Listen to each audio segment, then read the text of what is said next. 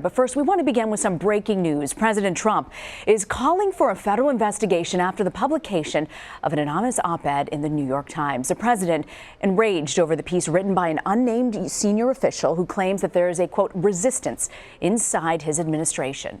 Well, today on Air Force One, he called for Attorney General Jeff Sessions to look into the matter. I think so, because I think it's national security. Yeah, I would say Jeff should be investigating who the author of that piece was, because I really believe it's national security. Well, since its publication, more than 24 senior officials have come forward, all denying they were the author of the explosive piece. And President Trump last night called the op-ed treason. The latest act of resistance is the op-ed published in the failing New York Times by an anonymous, gutless coward. Unelected deep state operatives who defy the voters to push their own secret agendas are truly a threat to democracy itself. Well, this comes as the embattled president also pushes back on the Russia investigation. He now has this message for voters ahead of midterms. If I'm impeached, it's your fault. This election, you aren't just voting for a candidate. You're voting for which party controls Congress. Very important. They like to use the impeach word. Impeach Trump. Maxine Waters, we will impeach him. But he didn't do anything wrong. It doesn't matter. We will impeach him. Nancy Cook is a White House reporter for Politico. She joins me now. Nancy, I want to start off with the president calling for Attorney General Jeff Sessions to investigate the op-ed. What can you tell us about this, and how is it playing out at the White House? Well, I feel like the president is just announcing this, and it probably is catching some White House staffers a bit unaware. My understanding from my own reporting is that the president has really primarily been speaking with very close top aides and then a circle of people outside the White House about how to handle any investigation as to who wrote this New York Times op-ed. And this has been a discussion in a very small circle of people for the last few days, or really since the publication, which was actually just Wednesday afternoon. It's hard to believe. But some of the things that they have discussed is, Senator Rand Paul suggested having people take a lie detector test. There has been some discussion internally of whether or not it's necessary to try to have the White House counsel's office force people to sign affidavits that could be used against people in court if they lied. But I think that the president asking Sessions and DOJ to conduct some type of investigation is just one avenue that we're going to see, because the president really wants to see action taken on this. I think there's a sense among his close allies that he's not just going to, take this lying down. They want to strike back. And Nancy, everyone knows the president has a really contentious relationship with Sessions. How likely do you think DOJ and Sessions are to actually take this up? Well, we have seen Sessions before do some things and conduct some leak investigations, I think in part to buy him some time and goodwill with the president. So I could see him taking this up, at least in a superficial way.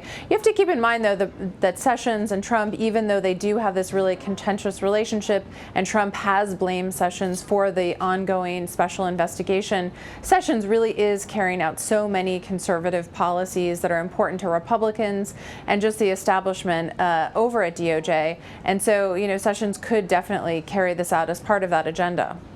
The president says his op-ed has backfired despite its damaging claims. There are multiple officials now denying they wrote that. So is the president's assessment right? Well, I don't think it's necessarily backfired. I think that what has happened is that people in his cabinet and throughout the federal agencies understand how upset the president is, and they're really tripping over themselves to try to issue denials that they themselves did not write it. But you have to remember historically that Deep Throat in the Watergate, who was the source that led the Washington Post to all this information that led to President Nixon's resignation, he too denied this in public several times. That was Mark Felt. And so, while it makes sense that all these people would rush to deny it, who knows if their denials are actually true. Mm-hmm. I think that people just don't have evidence yet as to who wrote it, and people are just still doing a lot of finger pointing and guessing. Yeah, it took over 3 decades for Mark Felt to actually come forward and admit that he was the one behind it. I do want to talk to you also about Senator Lindsey Graham. He has his own theory about the op-ed. He's actually tying it to the Mueller probe. I want to play a bite for you from him. But I think this op-ed piece was done for a purpose. For a reason, and you may not agree with me, but it's to start a new narrative. The new narrative is, well, he didn't collude with the Russians, but he's crazy. I think that's exactly what's coming, and I want people to know where this started. It started with an op-ed piece in the New York Times, and it shows to me that that's the new line of attack against this president.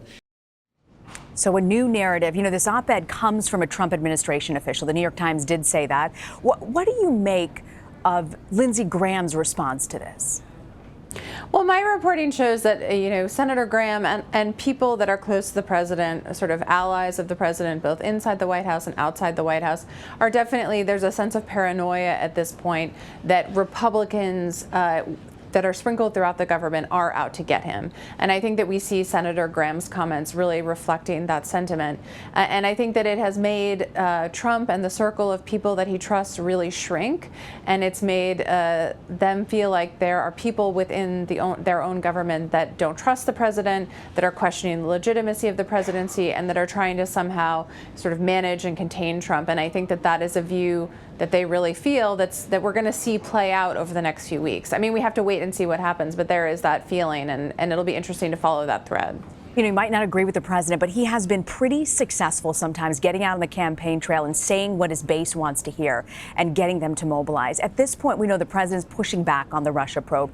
He's trying to frame this election around his own impeachment, even though he's not actually on the ballot. Does his White House believe that this is a winning strategy for them going into November?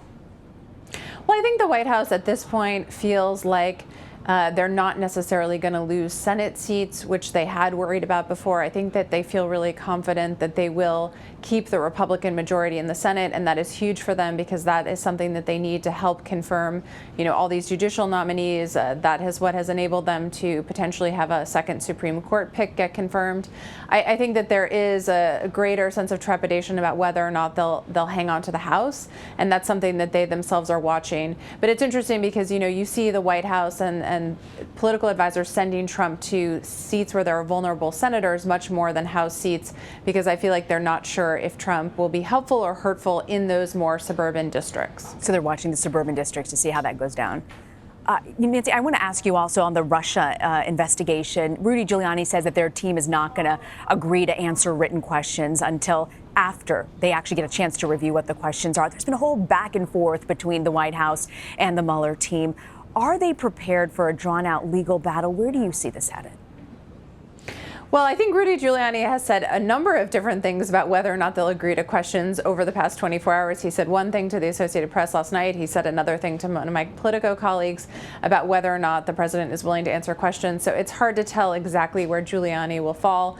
I know that a number of Trump allies inside the White House and outside of the White House want the Mueller probe to wrap up as soon as possible. They feel like it's a huge distraction for the president. They feel like it makes him sort of paranoid and worried about the state of his presidency and the legitimacy of it.